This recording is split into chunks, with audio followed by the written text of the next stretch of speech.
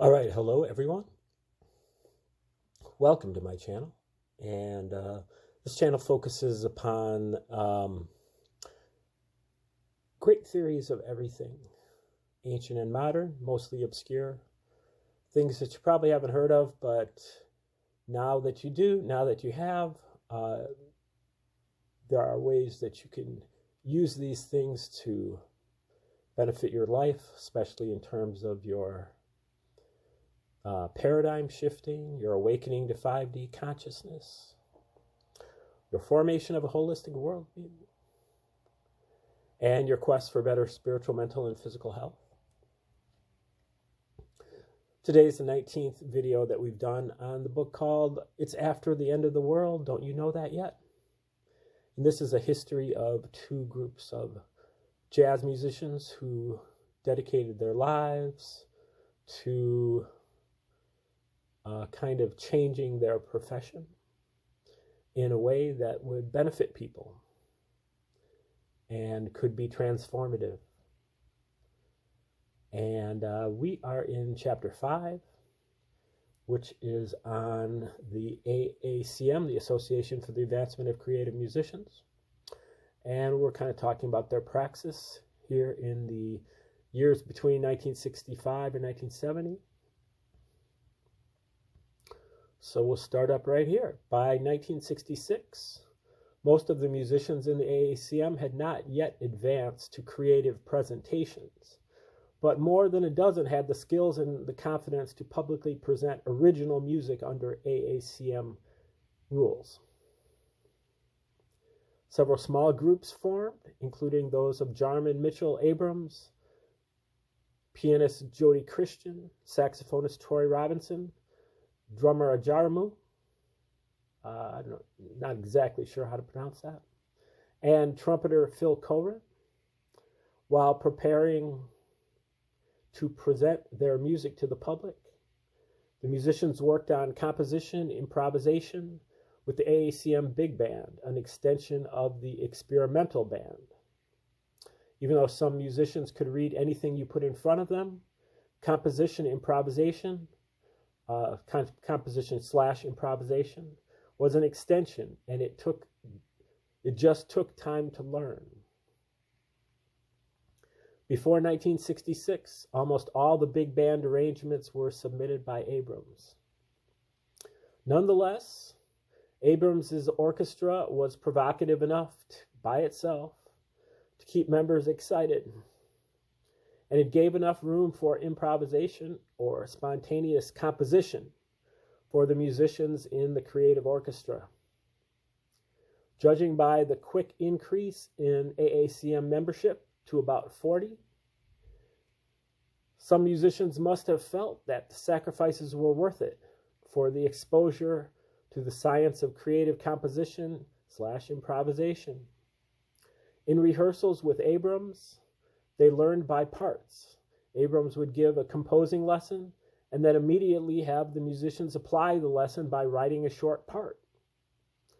At the outset, Abrams was writing quite a bit, but by 1966, Mitchell, Jarman, McIntyre, and Bowie were also writing for the creative orchestra.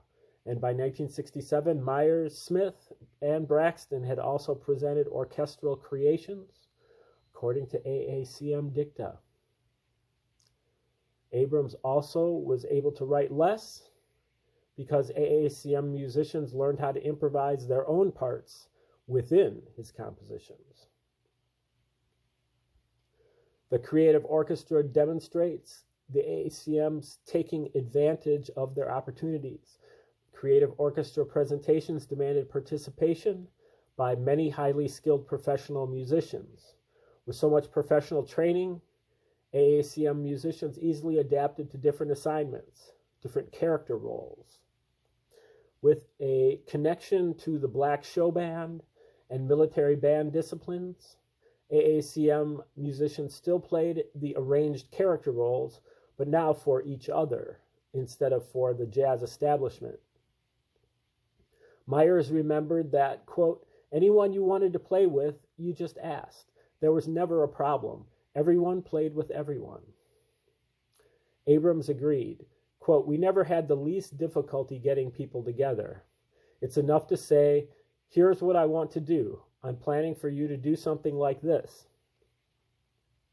We get together and we do it. Wherever we are, we never have problems." Smith claimed that you could write a piece one night and be able to hear it the next day. It was phenomenal, he said, like being a court musician. There is no way I could praise the AACM enough. Professional reading skills, however, lent themselves only so much to creative music. For example, saxophonist Anthony Braxton's compositions were written in his own notation that often did not use bars or staffs. Braxton's symbolic foreign notation became necessary when Braxton, quote, "ran into the problem of language as a factor that obstructed what I wanted to say." The fluent readers in the AACM lost their advantage with Braxton's music, but with such high enthusiasm for creative orchestration, members were willing to learn new things, such as Braxton's cryptic diagrams. Buoyed by advances in presentation skill, Jarman and Mitchell again extended the frontiers of expansion when they began to travel outside Chicago for concerts. Abrams chose to stay home, but he fully approved of their travel. Jarman and Mitchell's presentation skills were in particular demand, and through travel, they helped to spread creative music to other areas. Mitchell's band traveled throughout the U.S., Canada, and Mexico, looking for exposure during 1966 to 68. These experiences would prove valuable to them in the future. In addition to presenting concerts, Mitchell and Jarman were developing alliances with like-minded musicians in nearby cities.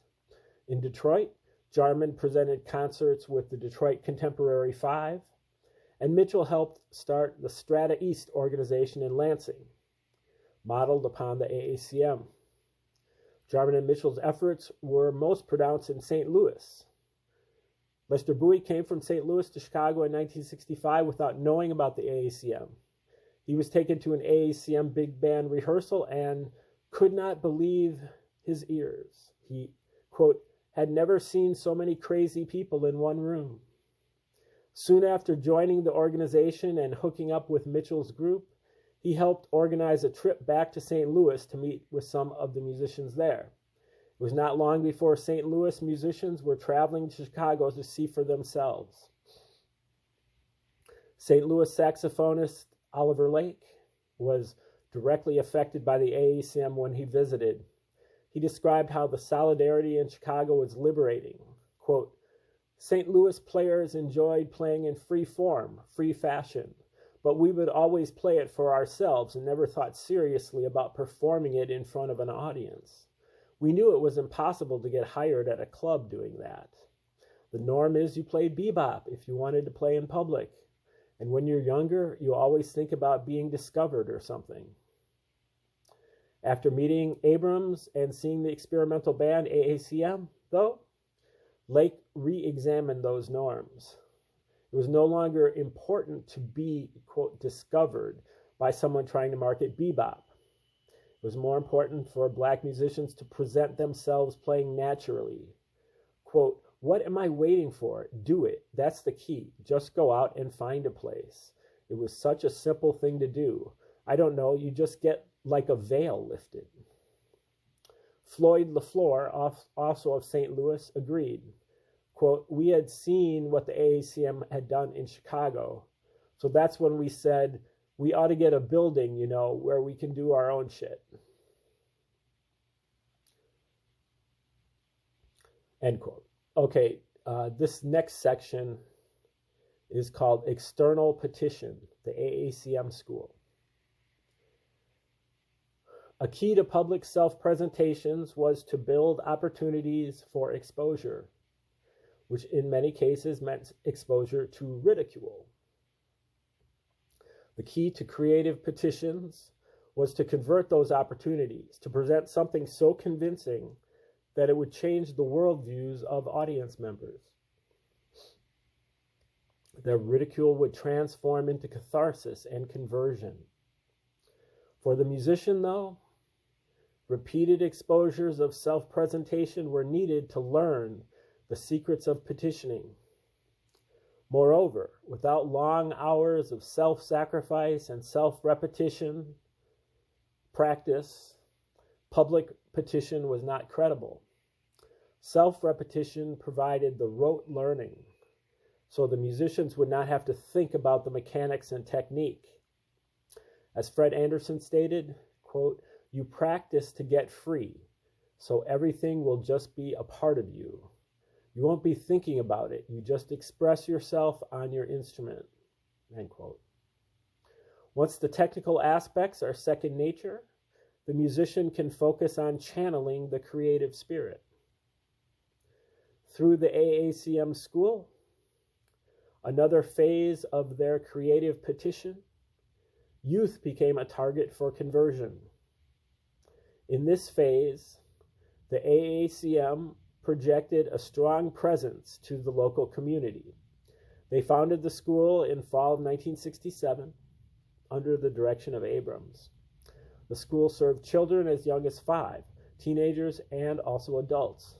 Classes were held on Saturdays, 10 a.m. to 3 p.m., and a majority of the members donated their time to give free workshops and individual instruction to young people. They also canvassed the community to collect donated musical instruments for the students.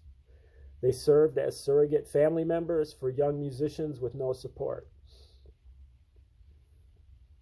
The school offered a variety of classes, including African history, music history, and natural healing, courses not presented by public educational systems. The AACM believed that, quote, "the creative learning process should never cease," and that their school's purpose was to, quote, "solve the disparity between participation and non-participation in the social process," and to provide Black people with a, quote, "factual account of their glorious past." But because the well-being of Black people depends less upon their upward mobility than on how they feel about themselves. Through AACM school programs, community members could take part in determining their own destinies. That's a quote. Doug Ewart was a young student during the first AACM school year, and he recalls, quote, "There was a theory class taught by Braxton and Muhal, and you had instrument lessons by Bowie, Leroy Jenkins, Leo Smith, and the others, depending on your instrument. My teachers were Jarman and Roscoe Mitchell. There was a string, brass, reed, percussion, theory situation. Each person got a lesson with all the other students looking on. You didn't only study the technique of the instruments, you learned tunes, their structure. You started trying to play chords, the whole thing. You were required to play tunes, all the things you are, Naima, Afternoon in Paris, standard tunes, with Roscoe accompanying you on piano." As Ewart indicates, the AACM knew it was necessary for musicians to perform enough self-repetition to get to the rote stage before beginning to sustain a self-presentation. During the 60s, the school succeeded in putting on several events at which young students presented to the public in a format similar to a recital. Naturally, however, the school proved to be an expensive venture. In general, just like the concert series, the AACM school struggled at first, but it planted a seed for the future. After the 1960s, the school became a force to generate young musicians in Chicago who had learned AACM creativity.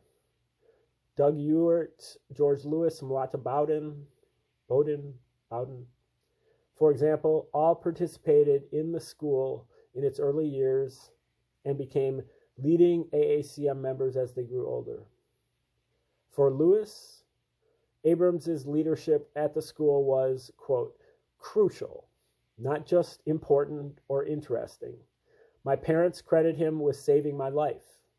They thought I was really out of it, but that being around this cat's influence really got me straightened out, from being a very uncentered, undirected sort of kid to trying to grow up a little bit. So that's like a father figure in a sense. and I've seen how he's affected a whole generation of newer AACM members my age and younger. Bowden had already been a student under Walter Diet, and at that time he was much older and more advanced than Lewis, but Abrams's teachings were still essential. He claimed that the AACM sessions were, quote, when the change began. I remember that was the first time I met musicians who stayed up all night just to jam. It was a high energy period. We would be rehearsing in Richard Abrams's basement. It was like a revelation. The strides of the AACM were considerable, but the hidden esoteric nature of their struggle has prevented them from getting their due in America. Even the New York Jazz Free movement was somewhat oblivious of the AACM's activities. For example, Amiri Baraka, born as Leroy Jones, one allegedly close to the pulse of the music, failed even to mention the AACM in his book Black Music, 1967, an oversight that has not aged well under scrutiny. Abrams explained, quote, Baraka is part of a political organization. The AACM is not a political organization. The political world is another world. We're not political enough to be in a relationship with Baraka. In the years since the 1960s, the AACM school has struggled to find a permanent building. Even without one, though, the school has been central to the AACM campaign for a higher spiritual awareness in the community and against the established jazz worldview and its associated hazards. With financial problems, the AACM has not always had a physical headquarters to center the school, but even through ad hoc situations, the school has lived on.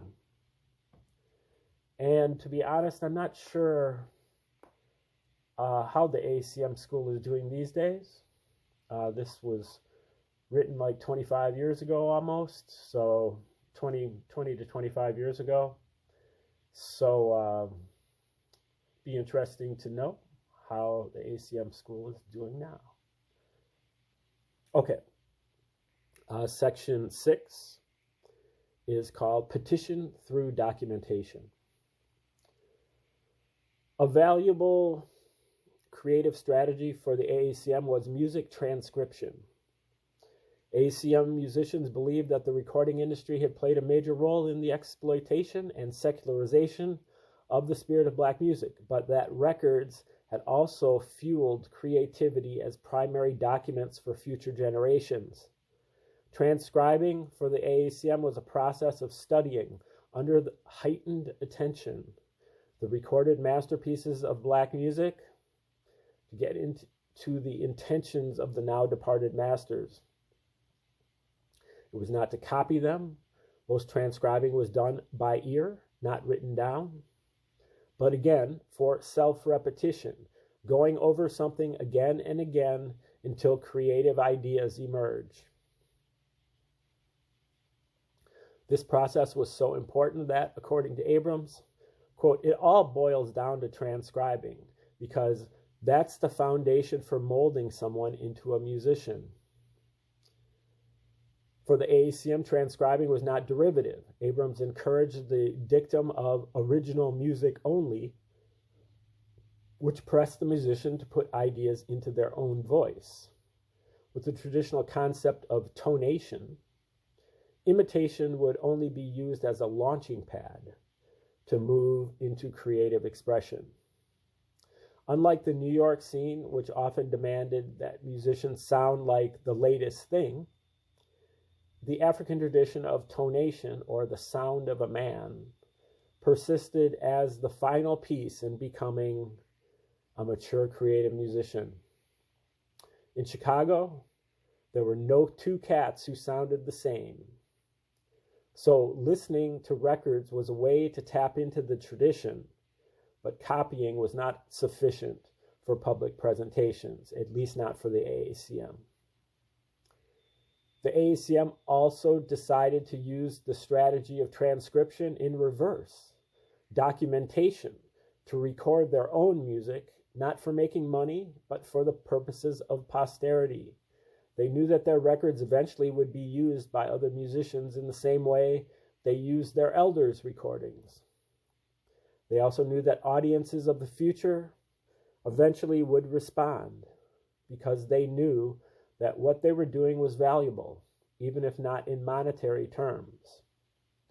Documenting the music for the future was a gesture of creative repetition or petitions, hidden in time for the future. If they put the documents out there, eventually some people would seek the spirit and learn to use the documents under heightened attention. The experimental band was never recorded, but with the formation of the AACM came an intention to make recordings. In retrospect, Abrams said that the recordings were, quote, our way of projecting our work beyond local concerts. It was not that the recording technology itself was evil. What was problematic was the way recording had been used by the industry.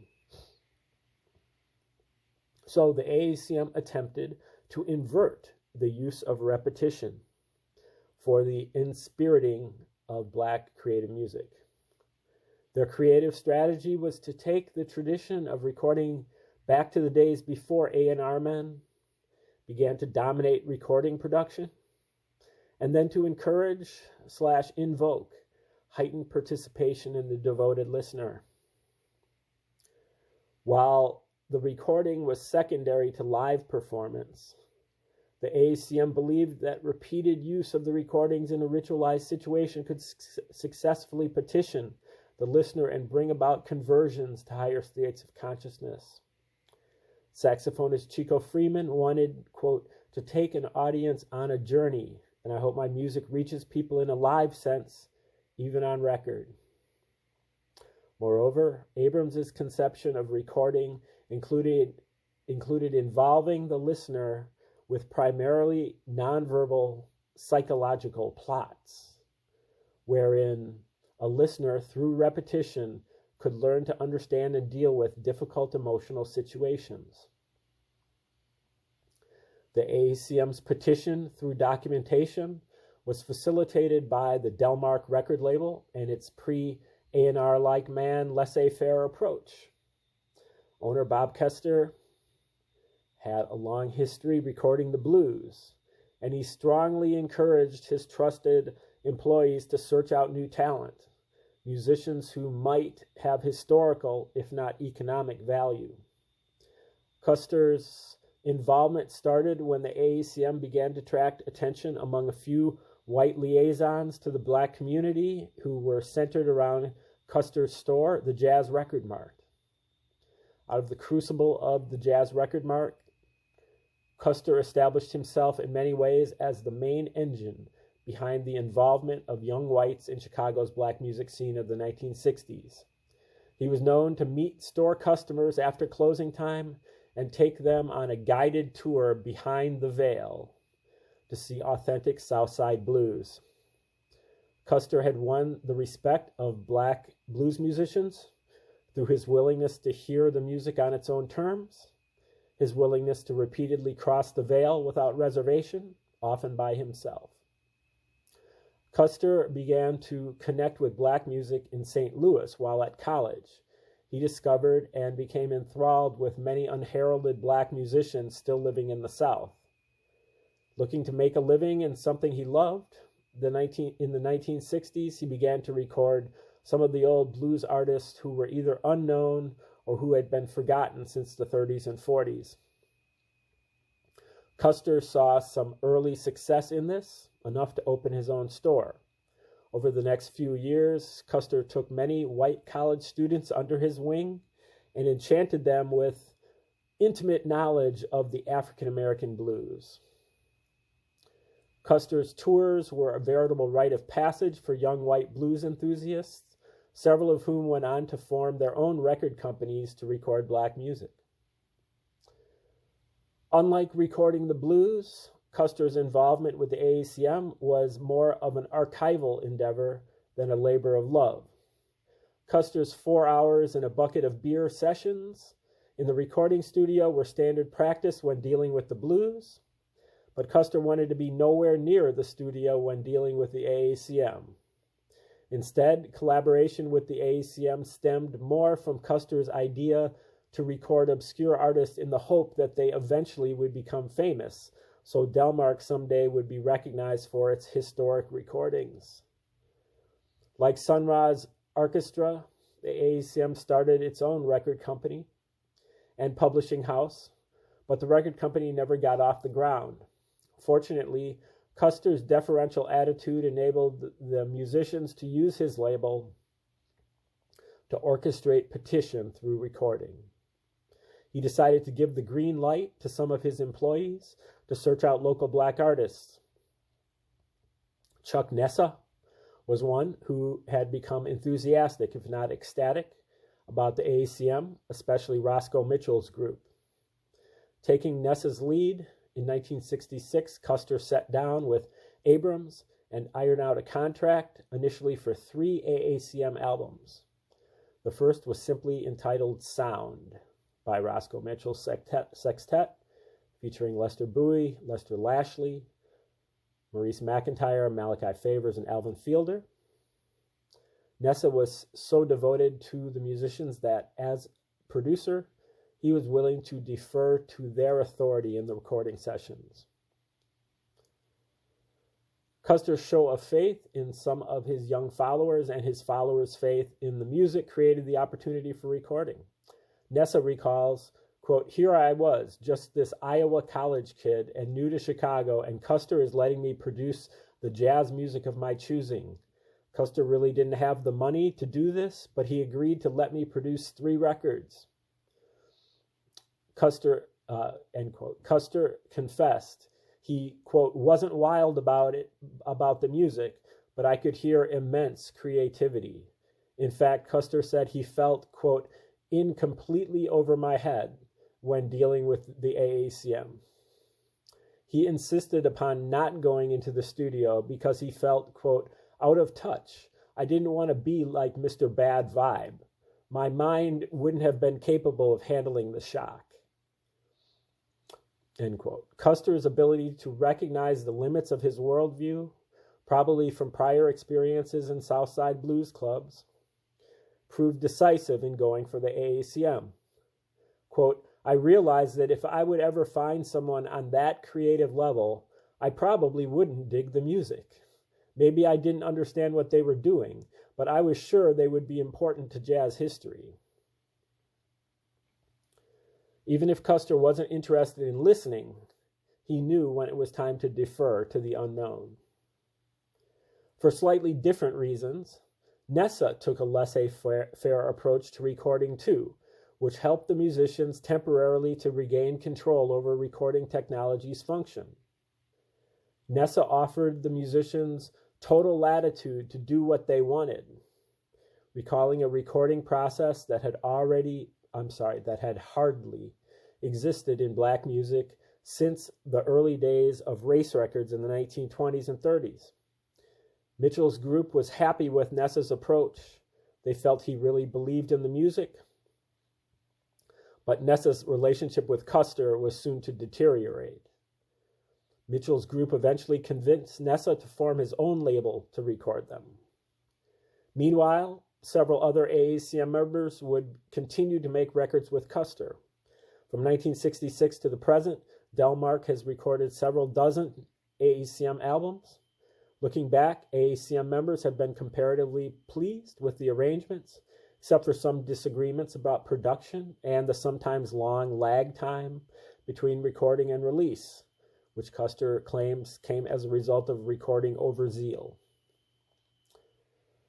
Some in the AACM believed instead that Custer was hoping to wait until an artist made it big before releasing their earlier recordings. The Delmark AACM records, which were the first to document Chicago creative music, are more than a historical source. They are also vehicles of the esoteric. because the musicians specifically sought to lead the listener into the higher states of consciousness through these recordings. They believed that if the listeners were vigilant, paid close attention, and provided their own ritualized context, they could enter into the realm of the creative spirit. Then if those listeners repeated the process, they may be converted by the creative spirit in the music. For the attentive listener, creative music gradually debunked and invalidated the secular worldview of jazz and built a creative belief system in its place.